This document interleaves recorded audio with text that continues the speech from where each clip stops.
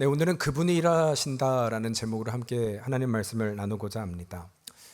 여러분, 만일 제가 여러분들에게 우리 인간은 완전한 존재일까요? 불완전한 존재일까요? 라는 질문을 드린다면 아마 10분 중에 10분은 다 우리 인간은 완전하지 않지요? 라고 대답하실 것입니다. 그러나 여기서 이 대답은 어떤 겸손한 표현이 아니죠.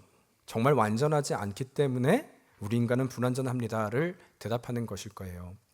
그런데 제가 조금 더 도움을 드리기 위해 그러면 도대체 이 완전함이란 무엇인가 해서 이 사전적인 정의를 찾아봤거든요. 그랬더니 이렇더라고요. 완전함이란 필요한 것이 모두 갖추어져 모자람이나 흠이 없는 상태, 이것이 완전함이라는 것입니다. 다시 말하면 완전한 상태가 되려면 필요한 것이 다 갖추어 있기 때문에 도움도 필요하지 않고 또 흠도 없어야 한다는 것이죠. 결국 이런 사람이 이 세상에 존재할까 할 때 불가능한 것입니다. 물론 어떤 분들은 이렇게 생각할 수도 있어요. 그래도 내가 이 자리까지 있는 것 나는 내 힘으로 내 두 주먹으로 이 자리까지 왔다라고 말하시는 분들일 것입니다. 하지만 한번 생각해 보면요, 이 세상의 그 누구도 엄마 뱃속에서 갓 태어날 때부터 누군가의 도움 없이 자랄 수 있는 사람이 있는가? 여러분, 완벽하면 도움이 없어야 된다면서요. 그러나 이미 도움을 받은 상태, 어떤 걸 얘기하는 거예요? 태어나자마자 스스로 숨쉬고 먹고 걸을 수 있는 사람이 아무도 없다면 완전한 사람은 없다는 것이죠. 아니면 또 이렇게 생각하는 분도 계십니까? 그래, 나 혼자로는 불완전하지만 이제는 그래서 누구와 합쳐지면 우리는 완전체가 될 것이다. 나는 부족하지만 힘을 합치면 완전해지지 않을까? 여러분, 그러나 이것은 이 전제부터 사실은 잘못된 건데요. 어떻게 불완전한 존재와 불완전한 존재가 만나서 완전해질 수 있을까요? 잘못된 전제예요. 오히려 불완전한 존재가 둘이 만나면요, 이 불완전함이 배가 됩니다. 곱절이 됩니다. 더 문제가 발생하는 것이죠. 완전하지 않기 때문에 더 심각한 문제를 일으킨다는 것입니다. 그래서 실제로 지금 우리가 살아가는 이 현실도 한번 보세요. 정말 우리가 힘을 합치니까 유토피아가 다가오던가요? 마치 이론적으로는 완벽한 세상이 될 것처럼 보이지만 우리의 현실을 보면 지금도 그 어느 때보다 발달하고 발전된 지금도 전쟁의 이슈들, 경제적인 이슈들, 또 정치적인 일들로 인하여 다들 불안해하고 두려워하는 세상에 살고 있지 않냐는 것입니다. 여러분, 그래서 오히려 이 세상에 가져주는 완벽한 기대요, 이것을 기대하면 기대할수록 우리에게는 실망하게 되고 자책이나 또 좌절만을 가져다 준다는 것입니다. 결코 그것이 우리가 붙들 소망이 될 수 없음을 말하고 있는 것이죠. 여러분, 오늘 말씀을 보면 바로 이 진리를 보여주는 사건이 등장하게 되는데요. 지금은 지난 시간 말씀드린 것처럼 이스라엘 백성들이 우리에게 왕을 주세요라고 구한 장면이 있죠. 바로 그 직후에 일어난 일입니다. 사실 지난 시간 말씀드린 것처럼 이들에게 왕이 없었는가라고 할 때 그렇지 않았어요. 이들에게는 이 세상 누구와도 비교할 수 없는 완전하신 왕 하나님이 그들과 함께 있었다는 것이죠. 그러나 그럼에도 불구하고 이들은 주변 이방인 나라들처럼 우리도 저와 같은 왕을 주시옵소서라고 구했다는 것입니다. 그리고 이에 하나님은 허락하게 되시고 그들의 방식으로 왕을 세우게 되는데 그 시작을 보여주는 장면이 바로 저희가 읽은 오늘 본문인 거예요. 먼저는 좀 2절을 보고자 하는데요. 시작입니다. 앞으로 세워질 왕, 사울 왕이죠. 세상이 원한 왕의 모습이 어땠는지를 한번 같이 보았으면 좋겠어요. 이렇게 이야기합니다. 함께 읽을까요? 시작. 이스라엘 자손 중에 그보다 더 준수한 자가 없고 키는 모든 백성보다 어깨 위만큼 더 컸더라. 지금 이 사울이 어떠한지를 보여주는데 이스라엘 자손 중에 이보다 더 준수한 자, 최고란 얘기죠. 또 키도 모든 백성보다 어깨 위만큼 더 큰, 세상적으로 보면 가장 완벽에 가까운 사람임을 말하는 것입니다. 그야말로 이스라엘 백성 등이 왕으로 요구했던 가장 모델, 가장 적격한 사람이 바로 이 사울임을 기록하고 있는 것이죠. 여러분, 그런데 이런 배경 가운데 우리가 한 가지 주목해야 하는 것은 성경은 그럼에도 불구하고 이런 완벽한 사람과 사람의 등장을 암나기를 잃어버린 사건과 엮어서 설명하고 있다는 것을 저희는 기억해야 한다는 것입니다. 사울의 아버지 기스가 있었어요. 그런데 어느 날 이 암나기를 잃어버린 것 같습니다. 그리고 그의 아들과 사환에게 이르러 너희가 이 잃어버린 암나기를 찾아오라 라고 명하고 있는 것이죠. 그리고 4절을 보면 이제 그 결과가 나오는데요. 우리 4절 같이 읽겠습니다. 시작. 그가 에브라임 산지와 살리사 땅으로 두루다녀 보았으나 찾지 못하고 살림 땅으로 두루다녀 보였으나 그곳에는 없었고 베냐민 사람의 땅으로 두루다녀 보았으나 찾지 못하느라. 여러분 지금 보면 이 4절에 여러 가지 단어가 반복돼서 다른 말로 표현되어 있는데요. 바로 찾지 못하였고 그곳에도 없었고 결국 찾지 못했다라는 것입니다. 여러분 말씀드린 대로 성경의 반복은 뭐라고요? 의도적인 하나님의 강조임을 말하는 것이죠. 결국 그는 찾지 못했다, 실패했다, 그것을 의도적으로 우리가 보도록 강조하고 있다는 것입니다. 여러분 만일 이 성경의 의도가 사울의 자서전이 목적이었다면 어떻게 기록하는 것이 맞을까요? 아마도 그는 암나기를 잃었지만 매 눈으로 에브라임 산지를 보았더니 다른 사람은 다 안 보였는데 역시 사울이죠. 그는 그 눈으로 암나기를 찾았더라. 여러분 역시 그는 달라. 영웅전이죠. 그것이 훨씬 더 맞는 표현이지 않겠습니까? 그러나 성경은 계속해서 찾지 못했고 거기도 아니었고 결국 그는 찾지 못했다. 이것이야말로 실패자의 모습이라면 그 실패자의 모습을 보여주고 있는 것이죠. 아버지의 기대와는 다르게 아무런 결과도 얻지 못한 실패한 자, 그게 사울의 첫 모습이었음을 성경은 기록하고 있다는 것입니다. 여러분 그런데 저는 이것이야말로 바로 여러분과 저에게 인생에서 우리가 무엇을 의지해야 되는지를 아주 분명하게 말씀하고 있다는 거예요. 이 세상을 쫓는 그 완전함이요, 아니면 그것이 누군가의 어떤 대상일 수도 있죠. 그러나 이 결과를 통해 우리가 추구하는 그 완벽함이라고 하는 것이 얼마나 허무한지를 정확하게 보여주고 있다는 것입니다. 여러분 그 누군가 정말 완벽할까 할 때 아니요, 결코 우리가 의지할 수 있는 또 추구할 수 있는 대상이 될 수 없음을 너무나 확실하게 보여주는 증거라는 것이죠. 여러분 그런 의미로요, 결론부터 좀 말씀드리면 이 자리에 있는 여러분과 저에게 또 바라는 것이 있다면 여러분 우리의 눈에 보이는 완벽함이요, 아니면 그것이 대상이든지 내가 또 그 완벽을 되려고 하는 노력이든지 그 어떤 것에서도 여러분 그것이 허무하다면 끌려가지 않는 여러분과 제가 되기를 주의 이름으로 축복합니다. 그 분별의 은혜가 있어야 된다는 거예요. 이것은 은혜인데요, 그 소망을 우리들이 가져야 한다는 것입니다. 여러분 그렇다면 이제 두 번째인데요, 그렇다면 이렇게 끝나는 것인가 하는 것이죠. 이렇게 끝나는 것인가? 그러나 여기에 반전이 있습니다. 이렇게 그냥 실패자로 끝나는 것인가 할 때 같은 스토리인데요, 우리는 좀 다른 관점으로 이 상황을 볼 필요성이 있다는 것이죠. 말씀드린 대로 지금은 확실히 이 사울이요, 실패한 자로 또 실패로 경험하는 것이 맞습니다. 그래서 우리가 보통 집중하는 것은 그 실패에 초점을 갖게 되는 것도 사실이지요. 그러나 우리가 주목해야 되는 것은 말씀드린 것처럼 같은 시간, 그러나 또 다른 한편에서는 전혀 다른 스토리가 일어나고 있었음을 우리는 봐야 한다는 거예요. 5절을 한번 볼까요? 5절을 보면 이렇게 얘기합니다. 그들이 숲땅에 이른 때에 사울이 함께 가던 사환에게 이르되 돌아가자, 내 아버지께서 암나기 생각은 고사하고 우리를 위하여 걱정하실까 두려워하니라.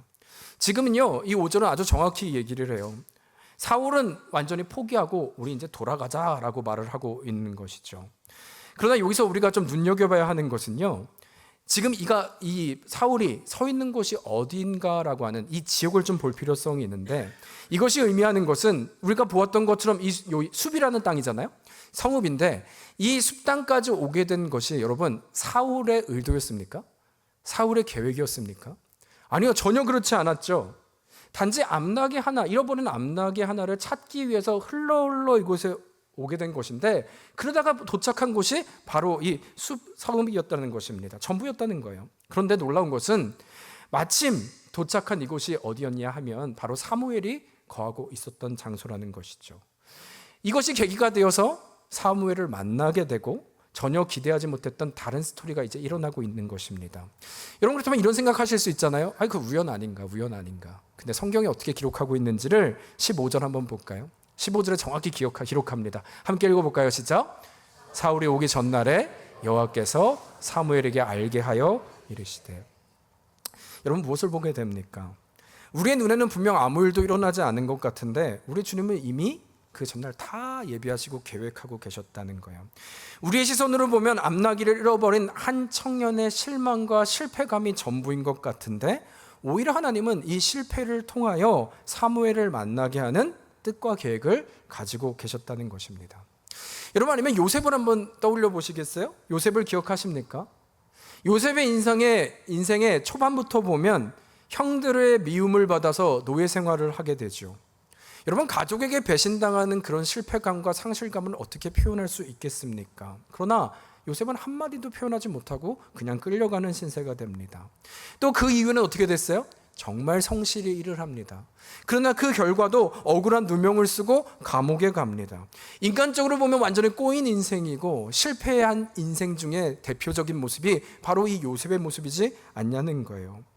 여러분, 그러나 우리가 결론을 보면 그럼에도 하나님은 그 요셉을 어떻게 기록하고 있는가? 여러분, 우리가 기억해야 될 말씀입니다. 창세기 39장 2절이요. 또 한번 읽을까요? 시작.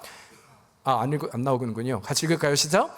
여호와께서 요셉과 함께 하심으로 그가 형통한 자가 되었더라. 우리의 눈에는 보이는 것이 다 실패고 낭망이고 꼬인 인생인데, 아니요, 하나님께서는 그 감옥에 있는 요셉과 함께하여 주심으로 형통한 자라 기록하고 있다는 것입니다.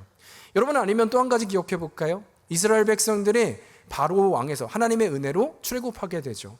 그때 만난 강이 있었습니다. 이름이 뭐죠? 홍해였습니다. 여러분, 혹시 전에도 말씀드렸지만 십계라는 영화를 보셨죠? 네. 마지막에 그 하이라이트 같은 장면이 뭡니까? 모세가 홍해 앞에 서서 손을 쫙 지팡이와 손을 드니까 앞에 있는 홍해가 쫙 멋있게 갈라지잖아요. 그렇죠? 안 보셨어요? 네. 쫙 갈라지잖아요. 얼마나 멋있는 장면입니까? 여러분, 그러나 사실 성경은요, 그렇게 기록하고 있지 않아요. 그건 영화고요. 성경이 정확한 바를 우리가 기억할 필요가 있는데, 출애굽기 14장 21절이요. 한번 우리가 의미를 생각하면서 같이 읽어볼까요?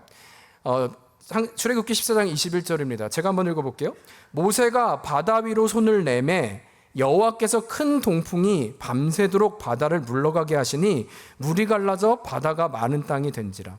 여러분, 혹시 차이를 느끼셨는지 모르겠는데 손을 드니까 바로 갈라진 것이 아니라, 좀 팁을 드리면 이들이 서 있던 곳은요, 서쪽이었어요. 근데 바람은 어디서부터 불었다고요? 동쪽이요. 그러니까 밤새도록 불었다는 것이죠. 이 말이 의미하는 것은 지금 모세가 서쪽에서 손을 딱 하나님의 말씀을 들었는데 바다가 갈라졌다 안 갈라졌다? 아무 일 드러나지 않았다는 거예요. 여러분, 당황하지 않았을까요? 하나님의 말씀하셔서 그 일들을 행했는데 눈에 보일 때는 이거야말로 완전한 실패죠. 끝난 것이죠. 그런데 놀라운 것은 무엇입니까? 이 소망이 없는 이곳에서 우리가 눈으로 봐야 하는 것은, 그럼에도 우리의 눈에는 아무런 요동이 없을지라도 여호와가 말씀하신 그 약속 앞엔 저 멀리서 저 반대쪽인 동풍에서부터 밤새도록 바람을 불어, 이런 거죠. 내 앞에서 갈라지는 것이 아니라 갈라지는 바다가 나에게 다가오는 것을 보게 하신다는 것입니다. 여러분, 그분의 일하심을 말하는 거예요. 하나님의 일하심을 말하는 것입니다. 여러분, 우리가 기억해야 되는 것이 무엇일까요? 무엇보다 우리가 하나님의 섭리를 기억하는 인생이 되어야 되는 것입니다. 내 눈에는 여러분 실패처럼 보여요. 낙담이 되고 실망이 되고, 그러나 오히려 하나님은요, 반전이죠. 우리의 현실 뒤로 완전히 다른 스토리를 만들고 계시는, 또 하나님의 뜻을 이루고 계시는 분임을 말씀하고 있는 줄 믿습니다. 여러분, 어디서 할까요? 지금 여러분, 이 장면이, 사울의 장면이 특별한 장면으로 보이십니까? 저는 몇 번을 보아도 그냥 아무리 봐도 일상이에요. 특별한 사건이 아니라 그냥 어린 암나귀를 잃어버린 일상이지 않습니까? 근데 하나님은 언제 개입하세요? 우리 일상에도. 특별한 상황이 아니라 무너져 보이는 그냥 일상 속에서도, 마치 오늘 하나님이 나와 함께 하시지 않는 것 같고 아무 역사도 일어날 것 같지 않은 오늘의 삶에서도, 아니, 하나님은 지금도 우리를 위해서 일하고 계신 줄 믿습니다. 그래서 우리 고백하잖아요. 여호와께서 요셉과 함께하여 주심으로. 또 그때도 멈추지 않고 여호와께서 큰 동풍을 일으켜 주심으로. 여러분, 켈빈이 이런 말을 했는데요. 심지어 나뭇잎 하나 떨어지는 것도 하나님의 뜻 밖에서는 일어나지 않는다. 하나님은 모든 것을 주관하시고 지금도 역사를 하시는 분이신 줄 믿습니다. 여러분, 그런 마음으로 아까 찬양하는데 제가 너무 좋았어요. 주의 영원하신 팔 있잖아요. 언제 있대요? 함께 하사. 우리 함께 있죠. 여러분, 좀 신앙의 고백 같이 해볼까요? 주의 영원하신 팔 함께 하사 항상 나를 지키신, 어느 곳에 가든지 어느 곳에 가든 요동하지 않음은 뭘 의지합니까? 주의 팔을 의지함이라. 아멘. 여러분, 우리가 일상 속에서 바라봐야 될 대상은 너무나 분명합니다. 여러분, 우리가 완벽한 대상을 찾는 것, 아니 내가 완벽하려지는 것, 아니 여러분 반대로요, 낙심하는 내 자신을 묵상할 때도 있어요. 난 안 되는 것 아닌가? 그러나 하나님이 말씀하신 것은 저 위대함도 아니고 저 완벽함도 아니고 또 무너져 있는 내 자신을 묵상하는 것도 아니고, 지금도 나의 일상 가운데 일하시는 하나님을 바라보는 것, 지금도 내 삶 가운데 역사를 일으키시는 선한 목자를 바라보는 것, 이것이 바로 우리에게 말씀하시는 하나님의 메시지인 줄 믿습니다. 바로 그는 여러분과 제가 오늘의 일상에서도 일하시는 주님을 온전히 바라보아 또 살아내는 은혜가 있기를 주의 이름으로 축원합니다. 여러분, 그런가 하면요, 우리가 또 한 가지 주목해야 될 두 번째 장면이 있는데, 분명 이제는 사울은 할 만큼 했다, 이제 돌아가자라고 말했잖아요. 그 결정을 했음에도 불구하고 정말 이 일상에서 믿음으로 반응한 다른 한 사람이 등장하게 되는데, 바로 이 사울과 함께 있었던 사환이었다는 것이죠. 그가 믿음의 고백을 하는 거예요. 6절을 한번 보시겠어요? 지금 바로 그 상황인데요, 같이 읽겠습니다. 시작. 그가 대답하되 보소서, 이 성읍에 하나님의 사람이 있는데 존경을 받는 사람이라. 그가 말한 것은 반드시 다 응하니 그리로 가나이다. 그가 혹 우리 갈 길을 가르쳐줄까 하나이다 하는지라. 지금 이것은 옆에 있던 사환이, 그의 종이 고백한 장면입니다. 놀라운 것은요, 이 주인공인 사울은 주저앉아 있습니다. 실패해서 이제는 가야 돼 라고 말을 하고 있는데, 그 곁에 서 있는 사환은 여전히 하나님의 시선을 잃고 있지 않다는 것이죠. 비록 지금은 길이 막힌 것 같지만 혹시 하나님이 예비하신 길이 있을 수도 있습니다. 그분께 우리가 그 사무엘에 가서 여쭤봅시다 라고 설득하고 있는 장면입니다. 심지어 이에 사울이 우리는 예물을 드릴 것이 없는데 라고 하자 8절에 보니까요, 사환이 사울에게 다시 대답하여 이르되 보소서, 내 손에 은 한 세겔의 4분의 1이 있으니 하나님의 사람에게 드려 우리 길을 가르쳐달라 하겠나이다 하더라. 지금 이 사환이요, 내가 가지고 있는 은 세겔의 4분의 1이 있으니 내 것을 드릴 테니까 그래도 한번 우리가 가보는 게 어떻겠습니까? 라고 설득하고 있다는 것입니다. 여러분, 그리고 여기서 보면 그가 이토록 갈 수 있는 근거가 무엇이었나, 반응할 수 있는 근거가 무엇이었나 보면 바로 아까 조금 전 봤던 6절이요. 죄송합니다. 네, 6절을 보면 이렇게 얘기를 하죠. 그가 말한 것은 반드시 다 응하니 그리로 가사이다 라고 얘기를 하고 있다는 거예요. 여기서 그는 사무엘을 말하고 있는 것인데요, 그렇다면 여러분, 이 말은 사무엘이 말한 건 다 이루어진다를 말하는 것이 아니라, 사무엘의 역할은 뭐냐면 하나님의 말씀을 대언하는 선지자죠. 그러면 사무엘이 말하는 건 다 누가 말씀하시는 거예요? 하나님의 말씀이 이루어짐을 이 사환은 믿고 있었다는 것입니다. 이 믿음이 있었기에 하나님이 혹시 우리에게 예비하신 길이 있지 않을까요? 라고 설득할 수 있는 근거가 되는 것이죠. 여러분, 그런데 저는 이러한 배경과 장면을 보면서 한 가지 마음에 드는 건, 어쩌면 이것이 우리가 있어야 되는 믿음의 고백을 하는 여러분과 저의 신앙의 자리는 아닐까라는 생각을 한 거예요.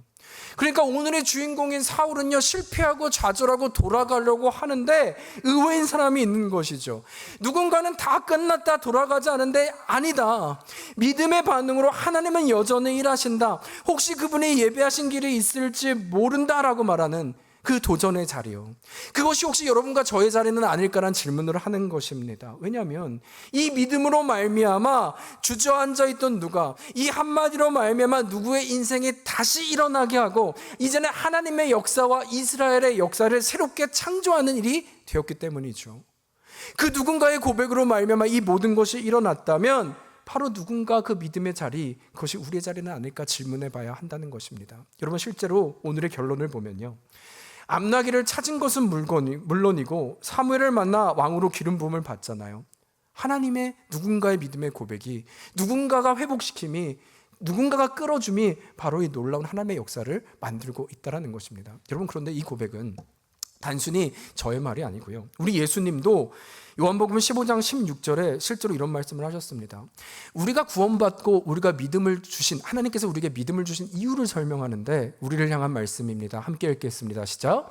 너희가 나를 택한 것이 아니요 내가 너희를 택하여 세웠나니 이는 너희로 가서 열매를 맺게 하고 또 너희 열매가 항상 있게 하려 함이라. 아멘.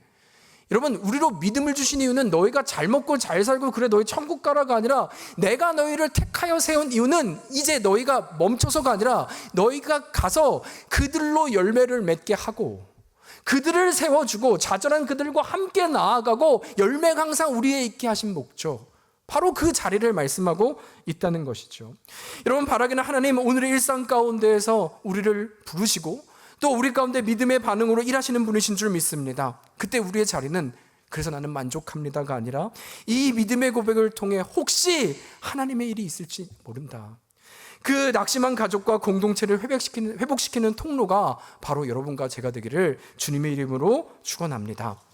여러분, 우리 프랙티스 하자. 옆에 분들에게 우리가 주의 이름으로 위로할 때 하나님 여전히 일하십니다 한번 인사할까요? 하나님 여전히 일하십니다. 네, 우리는 그 고백해야 되는 거예요. 누가 낙심했을 때 하나님이 여전히 일하십니다. 네, 혹시 압니까? 하나님의 이 길을 통해서. 여러분, 아름다운 공동체의 시작이 바로 하나님으로 시작되는 은혜가 있다는 것이죠. 여러분, 그런데요, 마지막인데요, 그러므로 우리가 한 가지 좀 간과해서는 안 되는 것은, 성경은요 지금 이 사울 옆에 있는 사환에 대해 그의 이름과 성조차 밝히지 않다고 있다는 것을 저는 반드시 기억해야 됩니다. 무명이었다는 거예요. 무명. 여러분, 이 말씀을 드리는 이유는 저는 어쩌면 이 사환의 인생이 마치 우리의 인생처럼 느껴지는데요. 왜냐하면 지금 아무도 그 믿음의 길로, 우리도 믿음의 길을 걸을 때 사실 우리가 믿음의 길을 걷는지 알아주는 사람이 있습니까? 알아줄 때보다 몰라주는 일이 더 많다는 것이죠. 무명이요. 어떻게 보면 내가 아니라 지금도 사환이 아니라 누가 빛나요? 사울이 빛나잖아요. 여러분, 이 길이 과연 쉬울까요? 우리가 누구에게 인정을 받으면, 제가 인정받으면 저는 그 길 가는 거 그래도 견딜 수 있을 것 같아요. 근데 무명으로요? 그리고 결과는 내가 아니라 다른 누군가가 스포트라이트를 받고 있는데, 근데 사울은 지금 이 길을 가고 있다는 것이죠. 여러분, 어떻게 이것이 가능했던 것일까요? 이에 좀 두 가지를 나누고자 하는데, 첫 번째는 여러분, 세상은 몰라도 우리 주님은 나를 기억하여 주심을 믿을 때 가능하다라는 것입니다. 여러분, 세상은 몰라도 우리 주님. 출애굽기 1장에 보면 거기도 바로왕이 등장하죠. 이제 태어나는 모든 아이들은 다 살해하게 됩니다. 이때 두 명의 히브리 산파가 등장을 합니다. 이들의 결단으로 남자아이들을 살리게 되는데요. 여기 9절에 보면, 출애굽기 1장 20절과 20절에 보면 이들이 결단하게 된 이유와 근거가 무엇인지, 또 결과가 어떤 것인지를 보여주는데 이렇게 얘기하죠.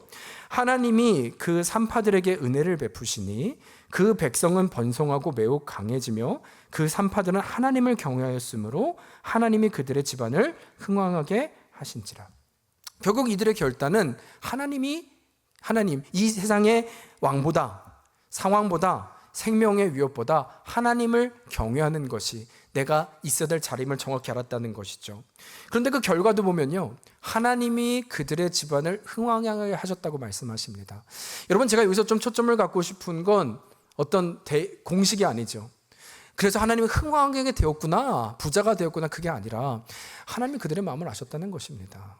하나님이 그들을 아무도 모를 것 같았지만 두렵고 떨림으로 아이를 살렸고, 이것이 가능할까, 언제까지 될까 걱정과 근심으로 하였지 않았겠습니까? 그런데 하나님은 그들의 음성과 그들의 기도와 그들의 중심을 이미 기억하고 계셨다는 것이죠. 여러분, 시편에도 이 말씀을 하세요. 시편 56편 8절에 이렇게 얘기합니다. 우리를 향한 메시지예요. 함께 읽을까요? 시작. 내 가는 길을 주께서 세워보셨으며 나의 모든 눈물을 주의 병에 담으셨습니다. 여러분, 우리의 가는 길이 빛나지 않을 수도 있습니다. 아니, 세상이 기억하지 못할 수도 있습니다. 아니면 더 다른 누군가가 빛날 수도 있죠. 그러나 그때 잊지 말 것은 우리 주님은 내가 가는 길을 이미 세워보고 계시고 나의 모든 눈물과 고백을 주의 병에 담으신 줄 믿습니다. 여러분, 바라기는 우리 주님이 아세요. 이것이 여러분의 위로가 되고 오늘 믿음으로 알아주지 않아도 살아내는 근거의 시작이 되기를 주의 이름으로 축원합니다. 여러분, 그런가 하면 또 한 가지는요, 이 믿음의 길을 가능하게 하는 힘은 주의 영광명 가능하다고 하는 이 믿음의 고백이 있기 때문이에요. 이 고백이 있으면 가능하다는 것입니다. 여러분, 성경에 보면 하나님이 극진히 칭찬한 사람 중에 정말 주의 영광에 다였던 한 인물을 소개하는데 바로 세례 요한입니다. 그 당시 세례 요한은 어떤 사람이었냐면, 사람들이 혹시 저 세례 요한이 메시아 아니야? 라고 할 정도로 엄청나게 존경과 영향력을 가진 인물이었다는 것이죠. 그러나 그럼에도 불구하고 그는 이러한 질문들이 던져질 때면 당신이 메시아입니까? 질문이 던져질 때면 철저하게 자신을 부인했던 사람이었다는 거예요. 제가 좀 이해를 돕기 위해서 말씀드리면, 여러분 일반적으로 만일 여러분들에게 묻는 거죠. 당신은 너무나 천재 같으세요. 너무 똑똑하세요. 어릴 때부터 수자란 얘기 많이 듣고 자라셨죠? 라고 질문했다고 한번 생각해 봅시다. 여러분은 어떻게 대답하시겠습니까? 만일 저였다면 이렇게 대답할 것 같아요. 제가 비록 수재는 아닐지 몰라도 이 머리가 나쁘다는 인생은 주고 싶지 않은 거죠. 그래서 이런 대답을 애매하게 하는데, 아니라고 제가 사실은 머리 나쁘다는 소리는 별로 듣지는 않았던 것 같아요. 그렇다고 제가 수재는 아닌 것 같아요. 제가 무슨 수재예요? 아니에요. 여러분 왜 웃으십니까? 비웃는 겁니까? 여러분 지금 저를? 네. 여러분 지금 이 말투 안에 제가 부정하기는 하는데 저의 억양이나 표현에 머리가 나쁜 편은 아니라는 것을 의도적으로 굉장히 강조하고 있는 것이잖아요. 여러분 이게 일반적이 아니냐는 거예요. 겸손한 표현처럼. 그런데 이번에는 사람들이 세례 요한에게 묻습니다. 내가 누구냐 그러자 세례 요한은 아주 단호하게 말합니다. 나는 그리스도가 아니다. 나는 그리스도가 아니다. 그러자 그들이 묻습니다. 그럼 내가 엘리야냐? 그러자 또 답합니다. 나는 엘리야도 아니다. 또 묻습니다. 그럼 내가 선지자냐? 대답하되 아니다. 나는 광야에 외치는 소리일 뿐이다. 결국 이 말은 반복해서 나는 분명하게 그가 아니다라고 얘기를 하고 있다는 것이죠. 여러분 그러나 이 말을 우리가 좀 분별해야 하는 것은 많은 경우 이 메시지 자체가 어떤 겸손을 표현한다고 생각한다는 거예요. 세례 요한의 겸손이요. 그는 얼마나 겸손한 사람입니까? 우리도 요한처럼 자랑하지 말고 겸손한 사람이 되어야 된다를 강조하는 일들이 있다는 것이죠. 여러분 그러나 지금 그가 부인한 목적은 결코 겸손의 이유가 아닙니다. 그가 지금 부인한 목적은 겸손의 의도가 아니라 오히려 지금 세례 요한이 힘주어 말하고 싶은 건 내가 아니라 그입니다. 내가 아니라 그리스도입니다. 내가 주인공이 아니라 그가 모든 영광을 받으셔야 된다를 말하고 있다는 것입니다. 내가 높임을 받는 것이 아니라 나를 통해 어떤 겸손이나 온유와 도덕성을 말하고 있는 것이 아니라 그분이 오실 것인데 그분이 내가 존재하는 이유고 그분이 내가 광야에 외치는 소리가 나아가 있는 자리가 되는 근거가 되는 것이며 이것이 내가 때로는 인정받지 못하고 오해를 받고 심지어 목숨의 위협을 받는다 해도 사명이죠. 내가 나아갈 수 있는 힘과 이유와 근거가 됩니다. 그가 나의 걸어갈 이유가 되신다를 고백하고 있다는 것입니다. 여러분 우리도 한번 생각해 보세요. 우리의 성품으로 나아가는 거예요. 내가 온유하니까, 내가 겸손하니까 이 일을 해야지. 여러분 우리 시작할 때 나눴잖아요. 인간은 완전하지 않습니다. 결코 인간은 완전하지 않습니다. 만약 주의 일을 우리가 겸손과 내 성품으로 나간다 할 때요, 우리는 반드시 번아웃되고 반드시 시험 들고 반드시 쓰러집니다. 여러분 만일 세례 요한이 이 겸손의 마음으로 이 사역을 했다면요, 예수님이 실제로 오실 때 많은 사람들이 예수님께 갔잖아요. 그럼 어떤 반응이 있는 게 많을까요? 서운해야죠. 내가 지금 어떻게 참고 인내하고 내가 견디고 겸손하게 일을 했는데 다 떠날 수 있는가? 하나님 섭섭합니다. 여러분 이해되지 않나요? 근데 세례 요한은 그러지 않았다는 거예요. 그 이유는 단 한 가지, 내가 아니라 주가 영광을 받으셔야 됩니다. 그가 오셨을 때 주님만이 나는 신발의 끈도 매지 못할 존재입니다. 주님이 전부입니다. 고백하는 그 사명의 길을 갈 수 있었다는 것입니다. 여러분 이것이 오늘 본문 속 사환의 자리입니다. 아니면 여러분과 저의 자리요, 출애굽기의 3파의 자리요, 아무도 알아주지 않고 무명이라 할지라도 걸어갈 수 있는 그 근거의 힘, 주의 영광인 그 사명. 이때 교회는, 이때 공동체는, 이때 믿음의 사람은 다시 한번 하나님이 부르시는 자리 앞에 나가게 된다는 것입니다. 여러분 바라기는 우리의 길 가운데 알아주지 않아도 우리의 정체성이요, 주가 시작하신, 우리를 택하여서 시작하신 사역이라면 주가 영광받는 그 자리에 주가 이유가 되십니다. 고백하는 여러분과 제가 되기를 주의 이름으로 축원합니다. 여러분 동시에 마지막으로 또 기억했으면 좋겠는데요, 우리가 제가 말씀을 묵상하는 가운데 이번엔 꼭 나누고 싶어서 생각해 보니까 오늘 제가 이 자리에 이 믿음으로 걸어간 이유를 보니까 부인할 수 없는 것은 제 주변에 항상 이런 사환이 있었더라고요. 제가 잘나서 우리가 뭔가 되어서 온 줄 알았는데 아니요. 어렸을 때부터 저를 위해서 기도해준 저희 부모님이 계셨고, 때로는 포기하고 집어치고 싶을 때마다 아니 하나님의 길이 예비하심이 있지 않을까 저에게 도전한 누군가가 있었고, 이 사역의 길이 아닌가 싶을 때도 아니야 우리 찬양한 것처럼 하나님의 부르시면은 하나님의 부르시는 은사와 부르시면 후회하심이 없어 라고 도전해준 주의 말씀을 건네준 누군가가 있었던 것을 말하는 것입니다. 그 누군가 나를 위해 도전해주고 눈물로 함께해준 이가 있었기에 이 자리에 있음을 우리는 잊지 말아야 된다는 거예요. 여러분, 우리의 공동체요, 우리의 잘남으로 나아가는 것이 아닙니다. 두 가지를 나누고 싶은 거예요. 우리는 주의 영광 위에 믿음의 자리로 나아가야 됩니다. 그러나 동시에 잊지 말아야 할 건, 내가 이 자리에 있는 것은 당신 때문에 내가 이 자리에 있습니다. 나를 위해 위로해주고 격려해주고 기도해준 그 눈물로 함께해준 누군가가 있기에 내가 있습니다. 지금도 나를 섬겨주셔서 감사합니다. 여러분, 좀 고마움을 표현할까요? 옆에 분들하고 당신이 있어서 감사합니다 한번 인사할까요? 당신이 있어서 감사합니다. 네. 인상을 쓰면서 하시는 분들은 제가 여러분 복수하는 겁니까? 여러분, 말씀을 마칩니다. 여러분, 우리는 불완전합니다. 잊지 말죠. 그것을 인정하신다면 우리의 목적은 완전함을 향해 달려가는 게 아니에요. 그 완전한 사람을 쫓는 것도, 대상을 따르는 것도, 리더를 찾는 것도 우리의 답이 아닙니다. 그러나 기억할 건, 그 상황 가운데에서도 하나님은 같은 사건에 다른 반전의 일을 이루고 계신다면 그 하나님을 신뢰하는 것이 지혜인 줄 믿습니다. 사울의 암나귀를 잃어버렸지만 그 실패의 과정 가운데서도 하나님은 사무엘을 만나게 하셨던 역사처럼 우리의 실패와 흔들림에도 하나님의 섭리가 지금도 있음을, 어디서요? 특별한 사건이 아니라 우리의 일상에서도, 오늘에도 이루어집니다. 하나님 그러신 분이십니다를 붙드는 것, 이것이 바로 우리의 믿음의 고백 되기를 소망하고, 동시에 그 과정 가운데는 믿음의 동역자가 있기 때문이죠. 사완을 말씀드리는 것입니다. 어떻게 걸어갈 수 있습니까? 하나님은 나를 아신다. 하나님은 나를 아신다. 그 위로가 오늘 걷게 하고, 산파의 길이죠. 또한 주의 영광이면 됩니다.